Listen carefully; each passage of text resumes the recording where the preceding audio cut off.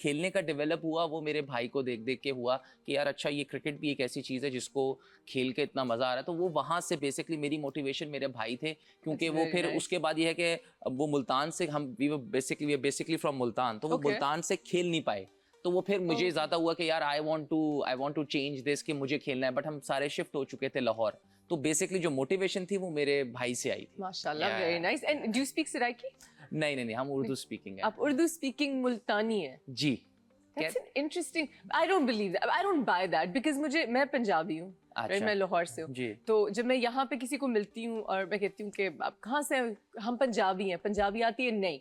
How is that possible? हाँ, ये हम भी अब अक्सर सवाल, क्योंकि ये बहुत कॉमन क्वेश्चन है कि जब हमसे पूछते हैं कि भाई तुम मुल्तान की और सराइकी नहीं हो, लेकिन मैंने अपने ताया अब्बू और अपने जितने भी बड़े हैं उन सब से पूछा और उनको भी सराइकी नहीं आती। माशाल्लाह। तो मेरे लिए ये उससे ज्यादा शॉकिंग था कि यार चलो हमें तो नहीं आती लेकिन इन लोगों को भी नहीं आती। तो हमें पापा ने हमेशा बताया कि यार बेसिकली हम हैं तो मुल्तान के, लेकिन हम हैं उर्दू स्पीकिंग। ओके, तो इसीलिए हमें जी प्योर। अच्छा, मुझे प्योर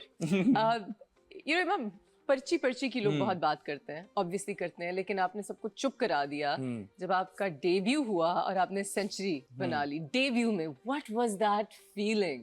प्रेशर था कि फैमिली भी देख रही है, दुनिया देख रही है? उस वक्त मुझे याद है कि हमारे यहाँ पे ना पाकिस्तान में क्रिकेट नहीं होती थी, तो हमारा जो होम सीरीज होती थी ना वो दुबई में होती थी। So Dubai and Abu Dhabi in 2017-16। तो हम जी अच्छा। उस वक्त हमारी होम सीरीज पाकिस्तान में कम क्रिकेट खेलते थे, अच्छा। Because of the security reasons ना। तो हमारी जो असल क्रिकेट पाकिस्तान में वापस आई है वो आफ्टर 2019 में आई है, जिसकी वजह से सड़कें बंद हो जाती हैं। जी बहुत ज्यादा। I can feel it. हमने भी जब हमें एक्सपीरियंस करना पड़ता है ना समटाइम्स, तो बहुत हमें पता चल जाता है यार ये बहुत बुरा हो रहा है। तो हम उस वक्त दुबई में खेलते थे। तो यस, उस वक्त मुझे आइडिया नहीं था ये पर्ची टैग, क्योंकि वो मेरा फर्स्ट मैच था और वो मैं रिप्लेस कर रहा था इस ऐसे ओपनर को जो काफी रेगुलर खेल रहा था, but he was not in good form. तो और पाकिस्तान चैंपियंस ट्रॉफी जीत के आ रही थी, उसकी अगली सीरीज थी, तो इस चीज का बहुत प्रेशर था। बट मैं बहुत अरसे से पाकिस्तान की डोमेस्टिक में खेल रहा था, क्योंकि मैंने 2 अंडर-19 वर्ल्ड कप्स खेले हुए थे, 2 पाकिस्तान ए के टूर्स किए हुए थे और मैंने काफी डोमेस्टिक क्रिकेट खेली हुई थी।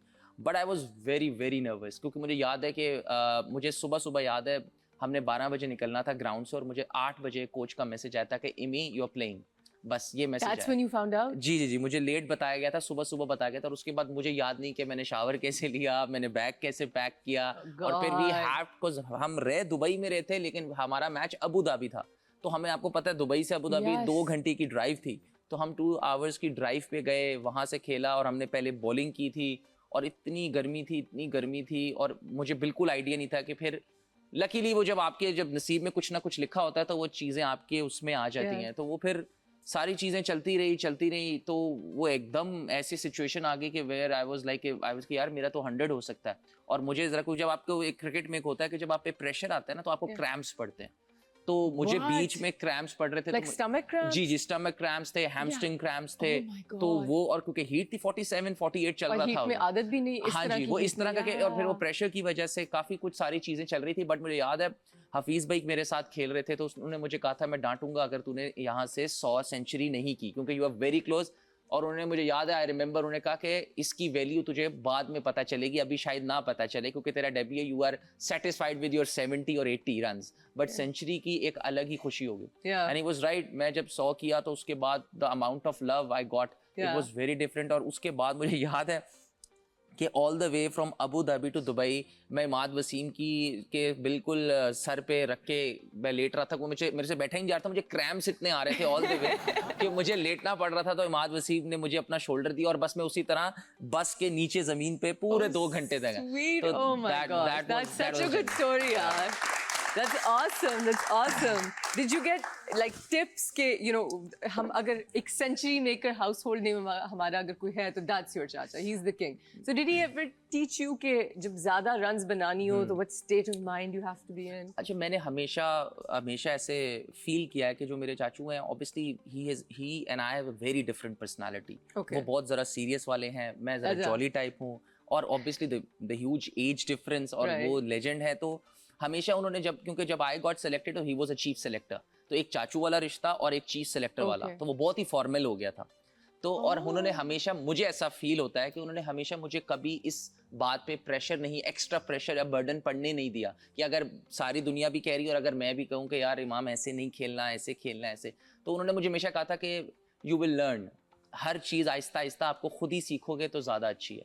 और हमेशा उन्होंने मुझे कभी इतना एक्स्ट्रा कुछ समझाया नहीं। हाँ, कभी ना कभी जब उनको लगता था कि यार ये चीज़ नहीं होनी चाहिए, तो वो आके मुझे बस फ़ोन पे कभी कभार, ये भी बहुत once in a blue moon होता था कि फ़ोन करके कहते कि ये अवॉइड करो, बस। इसके अलावा मैंने आज तक अपने 7 साल के कैरियर में उनसे कोई इतनी ज़्यादा। फिर बात डीएनए में ही है, मतलब आप सबको, आपके अंदर जो भी खून है पीछे से किसी दादा का आ रहा है, किसी का आ रहा है, दिस इज समथिंग स्पेशल। क्योंकि हमारे सारे ये जो चाचू वगैरह थे सब क्रिकेट खेलते थे, सबके सब फर्स्ट क्लास क्रिकेट खेलते थे, और उसमें से मेरे चाचू जो है वो खेले, फिर हम सब कजन्स बहुत खेलते थे, फिर उन कजन्स में से खाली मैं ही जो था पाकिस्तान के। क्या जोश है हमारे मुल्क में वैसे, माशाल्लाह, मतलब इट्स लाइक कुछ और हो ना हो, क्रिकेट जरूर है, मतलब अनफॉर्चुनेट है, मुझे लगता है कि बाकी स्पोर्ट्स में भी बहुत टैलेंट है, अनफॉर्चुनेटली। बिल्कुल, गोल्फ में भी बहुत टैलेंट है।